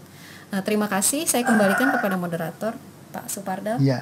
Ya, terima kasih Mbak Susan, mudah-mudahan pertanyaan dijawab dengan jelas, Ibu Raras menjadi terpuaskan dengan jawaban Pak Samsul dengan Mbak Susan.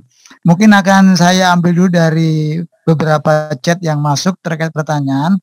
Dari Mojokerto ini saya anggap agak sedikit lebih dominan dan penting terkait dengan aplikasi. Pertanyaan sebagai ini, mereka sudah menggunakan aplikasi e-kinerja BKN. Halo? Ya, mereka sudah menggunakan aplikasi kinerja BKN. Pertanyaannya, apakah saat ini sudah tersedia aplikasi kinerja dengan versi terbaru yang sudah disesuaikan dengan penilaian kinerja sesuai dengan Permenpan 8 tahun 2021? Mungkin ini perlu dijelaskan oleh Mbak Susan atau Pak Samsul. Monggo Mbak, ini kayaknya agak penting kalau saya melihat dari pertanyaan lain. Silakan Mbak Pak Samsul dulu, silakan. Oke, baik, terima kasih Pak Fardel. Jadi saat ini kami kami sedang mengembangkan aplikasi e-kinerja berbasis Permenpan 8. Jadi aplikasi ini berbeda dengan aplikasi sebelumnya, yaitu kalau sebelumnya itu sifatnya berbagi aplikasi. Jadi Bapak Ibu adopsi aplikasi dari kami, ambil program, diinstal, dipasang di tempatnya Bapak Ibu, termasuk di Mojokerto, Blitar, ada beberapa lah yang saya tahu itu ngambil seperti itu, kemudian diintegrasikan dengan aplikasi internal BKD. Yang baru ini karena ini juga sangat urgent dan memenuhi dari permintaan dari SPBE. Jadi kita membuat aplikasi berbasis berbagi pakai. Jadi aplikasi ini cuma ada satu, ada di BKN, tapi bisa diakses oleh semua PNS se-Indonesia. Nah, itu bedanya seperti itu. Jadi nanti bisa langsung pakai aplikasi dari kami. Nah, pertanyaannya bagaimana dengan BKD yang sudah membuat aplikasi yang berdasarkan PP 46? Kan seperti itu. Sebenarnya kenapa kita tidak memutuskan untuk mengupdate, tapi kita memutuskan untuk membangun aplikasi baru? Seperti Bapak Ibu tahu bahwa PP 46 ke Permenpan 8 ini sangat besar perubahannya. Jadi segini Bapak Ibu, Permenpan 8 itu 294 halaman. Jadi apa yang dilakukan di aplikasi yang kemarin, yang di PP 46 itu hanya memenuhi sedikit aspek saja, yaitu di aspek pemantauan kinerja, yaitu di situ nanti ada istilahnya itu logging books result atau key result. Jadi ada tempat untuk memasukkan apa capaian-capaian yang kita dapat di dalam hasil yang kita tetapkan, dengan target yang kita tetapkan. Jadi misalnya 1 bulan targetnya 500 KTP misalnya seperti itu. Minggu pertama selesai 150 KTP, minggu kedua kan seperti itu. Dan itu sebenarnya sama prosesnya dengan aplikasi yang daily activity system yang selama ini diadopsi dari BKN. Tapi itu bagian kecil dari aplikasi sistem manajemen kinerja berbasis Permenpan 8. Itu bagian kecil sekali. Jadi mungkin hanya sekitar 10 atau 15%. Jadi terus pertanyaannya bagaimana ke depan dengan aplikasi yang sudah terinstall? Karena secara aturan itu masih berdasarkan PP 46, jadi ya mungkin tidak bisa dipakai seperti itu. Kalaupun bisa dipakai, itu harus diupdate modelnya sesuai dengan PP 46. Kalau dari PP 30, maaf. Kalau dari sisi regulasi, di situ disampaikan bahwa BKN menyediakan aplikasi bagi mereka yang belum mempunyai aplikasi, kan pertanyaannya di situ. Nah, perintahnya di situ, itu dari amanah itu maka BKN membuat aplikasi secara nasional. Sehingga karena nasional nanti diharapkan sesudah aplikasi jadi bisa dipakai oleh semua orang. Nah, sedangkan bagi mereka yang memiliki aplikasi sendiri atau memiliki sistem manajemen kinerja sendiri, itu boleh di aturan boleh, tapi nanti akan diverifikasi oleh Menpan apakah aplikasi yang diupdate. Jadi misalnya Mojokerto ini mau mengupdate aplikasi ini. Udah, aplikasi ini aku update seperti Permenpan 8, silakan aja. Tapi nanti perlu diverifikasi oleh Menpan. Itu yang pertama itu. Nah, yang kedua, aplikasi kami yang kami buat sekarang itu sudah terintegrasi dengan SAPK, terintegrasi dengan sistem-sistem lainnya. Sehingga ketika kita menggunakan aplikasi nasional, itu nanti pengusulan kenaikan pangkat dan pensiun sudah tidak perlu pakai SKP.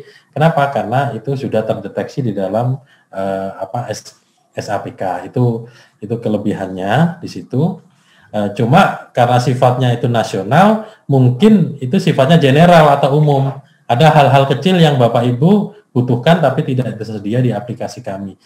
Itu yang kami tidak bisa penuhi kalau itu memang benar-benar generik. Benar-benar kita kan hanya generik. Ibaratnya kalau saya dari Jakarta ke Surabaya itu saya lewat jalan tol kan, gitu, lewat jalan tol. Nah, Bapak yang di Mojokerto rumahnya di Pacet nih.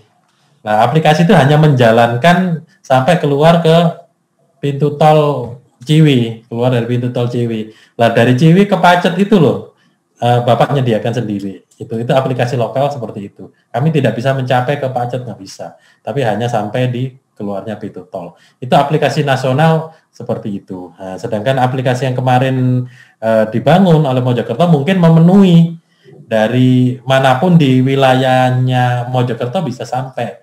Tapi ke Jakartanya nggak ada. Nah, itu tantangan kita ke depan. Apakah nanti kita mau mengintegrasikan ataukah langsung pakai seperti apa, itu sebenarnya tantangan ke depan. Tapi at least paling tidak dengan menggunakan aplikasi nasional, pelayanan dari administrasi kepegawaian itu sebagian besar akan teratasi secara langsung. Ya, kira-kira seperti itu. Mengenai selesainya, kapan aplikasi nasional ini selesai?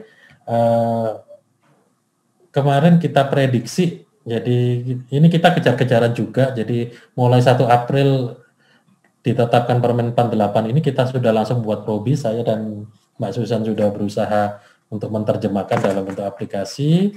Probi sudah selesai, tinggal coding, dan coding pun juga udah 90%, cuma ada satu yang kita masih terhambat, yaitu mengenai security.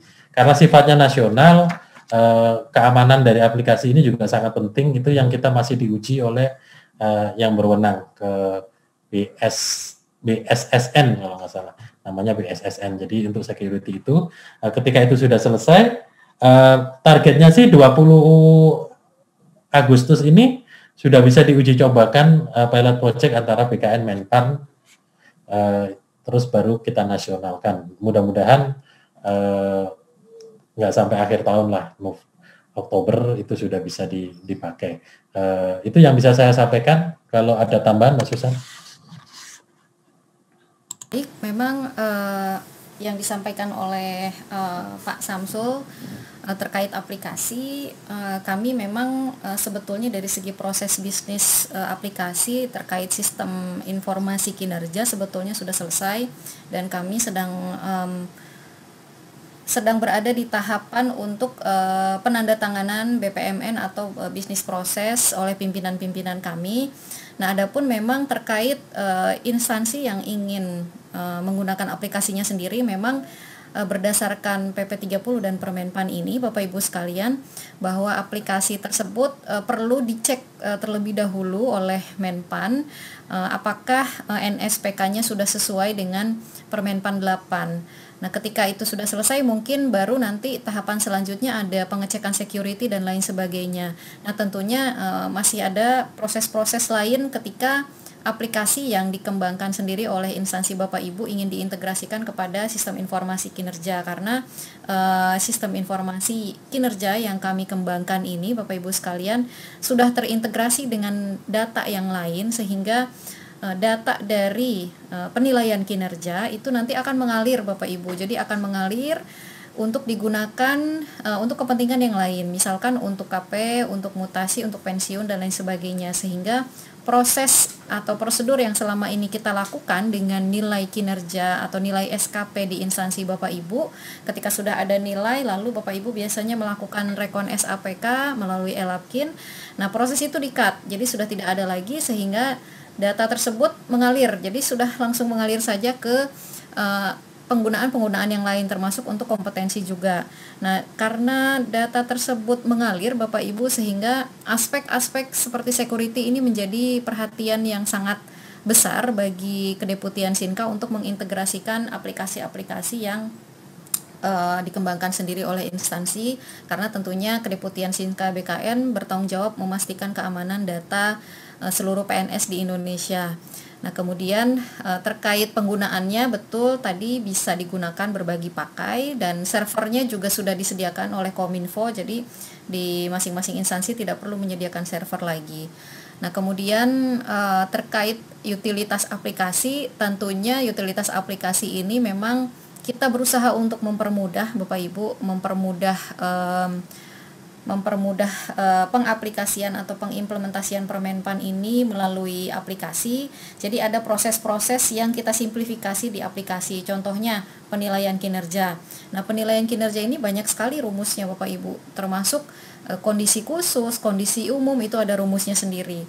Kemudian juga untuk model inisiasi dan model pengembangan itu ada juga beda sendiri. Kemudian proporsi lanjutkan.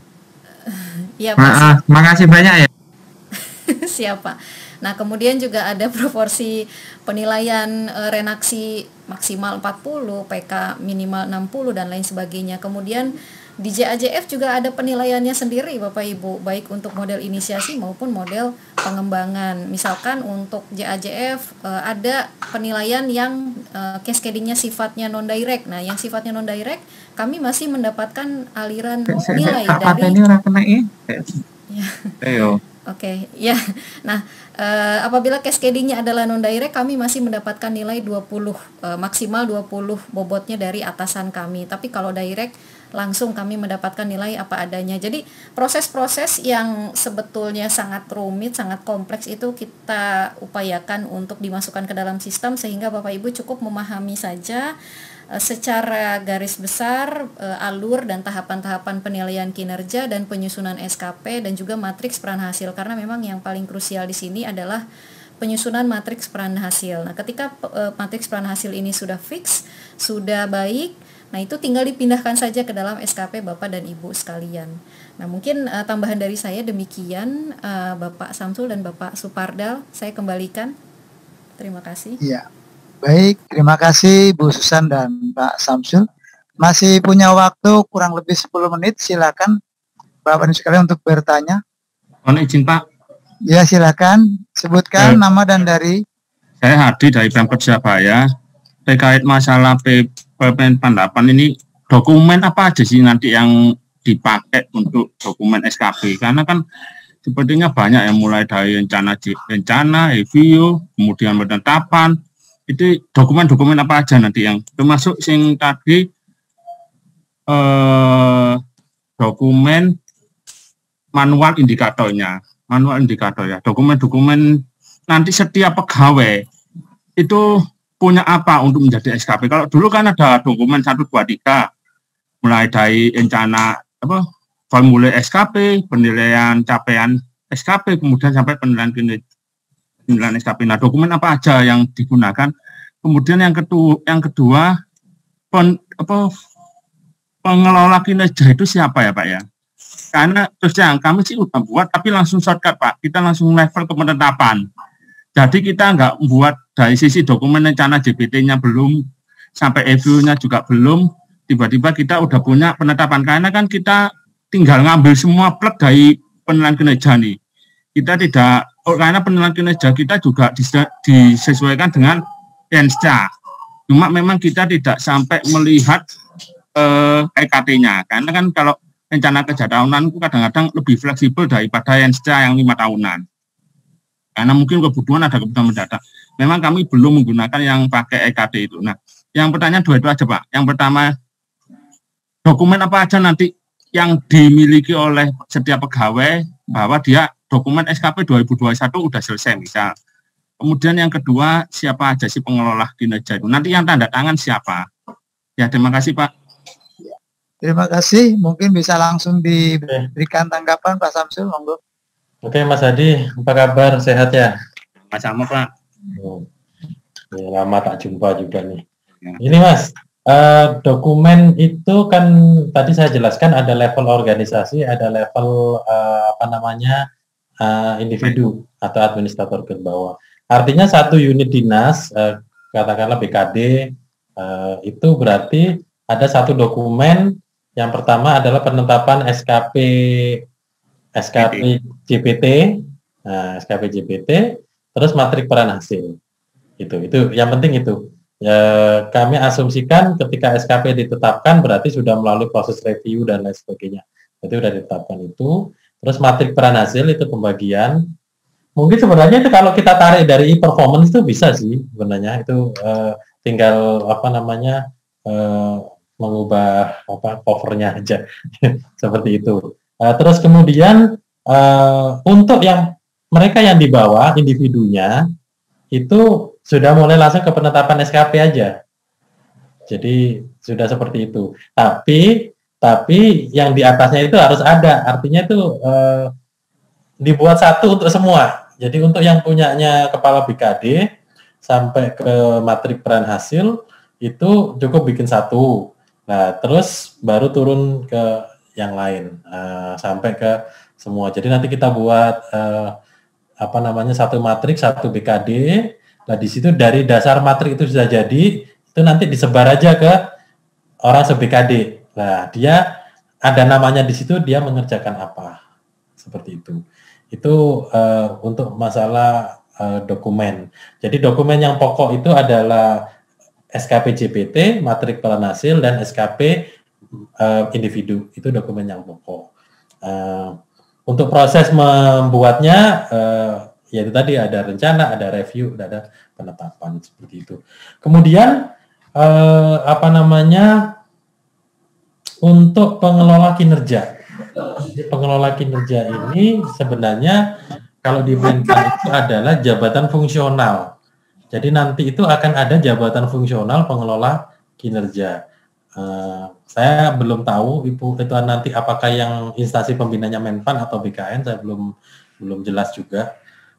Tapi nanti ada pejabat pengelola kinerja. Nah, sementara belum ada pejabat pengelola kinerja, itu ada namanya tim pengelola kinerja. Nah, tim pengelola kinerja itu terdiri dari unsur pengawasan, unsur kepegawaian, satunya adalah unsur perencanaan. Jadi Bapeko, Inspektorat, dan BKD. Jadi itu dari situ. Nah, kemudian permasalahannya, apa mungkin orang inspektorat itu ada terus bisa dibagi ke seluruh apa namanya OPD? Ada sekitar 40 ya, 40 OPD-an ya.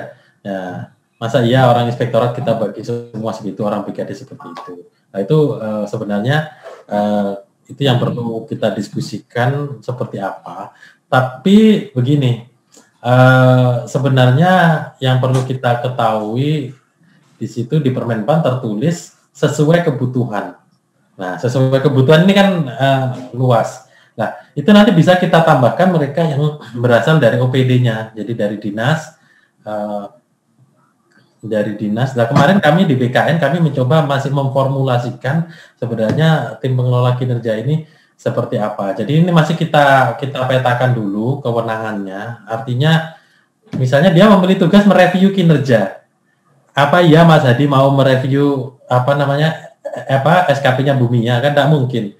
Nah artinya kalau SKP-nya selevel Bumia berarti yang kepala BKD, berarti yang mereview ya harusnya selevel Sekda, itulah. Nah, seperti itu logikanya, seperti itu. Jadi ini memang kayaknya pertanyaan ini memang butuh penelaahan lebih lanjut, dan memang jujur kami di BKN juga masih mencari bentuk yang pas tentang pengelola kinerja ini. Jadi daripada saya salah, saya ngomong apa adanya seperti itu. Tapi nanti kalau mungkin diskusi lebih lanjut, monggo aja kita kontak aja seperti itu. Kira-kira itu mungkin Mbak Susan kalau mau nambah? Ya, saya menambahkan tadi mungkin pertanyaan dokumen apa sih yang dibutuhkan untuk menyusun SKP.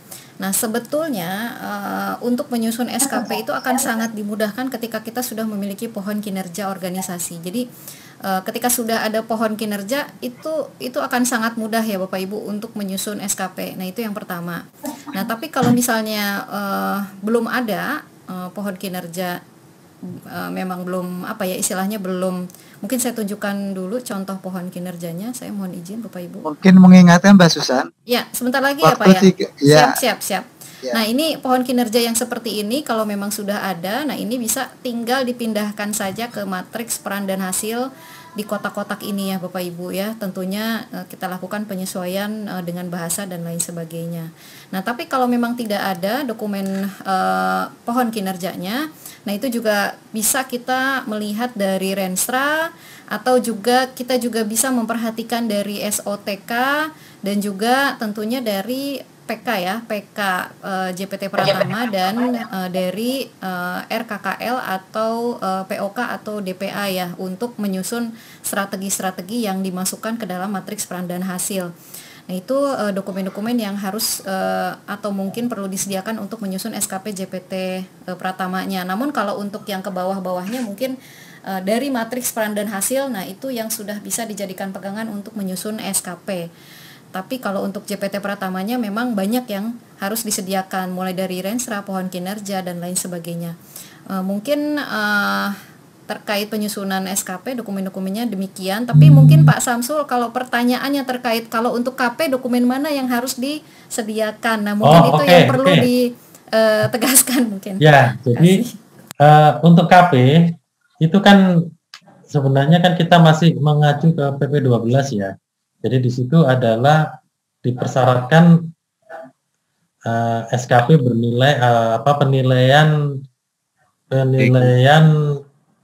penilaian hasil kerja ya, hasil kerja bernilai baik kan seperti Setiap unsur bernilai baik. setiap unsur bernilai baik. Masih hafal. Nah, seperti itu. Jadi kita nggak bisa mengintervensi itu, artinya berarti untuk KP sampai saat ini sebelum ada aturan yang baru, ya berarti ada penetapan kinerja dari awal. Jadi kalau mereka yang JPT ya JPT, tapi kalau mereka yang di bawah berarti JPT dan yang di bawahnya ada matriknya. Nah, sebagai dasar itu dicantolkan 3 tadi, SKP JPT, matrik dan SKP YPS. Terus penilaian nantinya, penilaian perilaku dan penilaian kinerja. Jadi tetap ada 3 lembar. Sementara itu dulu karena belum muncul regulasi yang ada. Tapi kalau nanti sesudah ini kan dipakainya baru tahun depan. Artinya kan kalau yang KP tahun ini kan masih pakai SKP yang lama. Nah, mulai April sama Oktober. Nah, tapi kalau di tengah perjalanan tiba-tiba muncul syaratnya bla bla bla 1, 2, 3 dan 4 ya kita ngikuti. Tapi untuk ngikuti regulasi saat ini cukup 3 lembar saja penilaian perencanaan, penilaian dan konfigurasi gabungan antara SKP dan perilaku. Kira-kira itu. Ya, terima kasih Pak Samsul. Waktu kita juga berjalan. Saya mohon maaf kalau semua pertanyaan belum bisa kami jawab dengan detail. Tentunya nanti bisa kita hubungan dengan Pak Samsul atau Mbak Susan terkait dengan pertanyaan-pertanyaan bisa diberikan lewat WA. Nah, untuk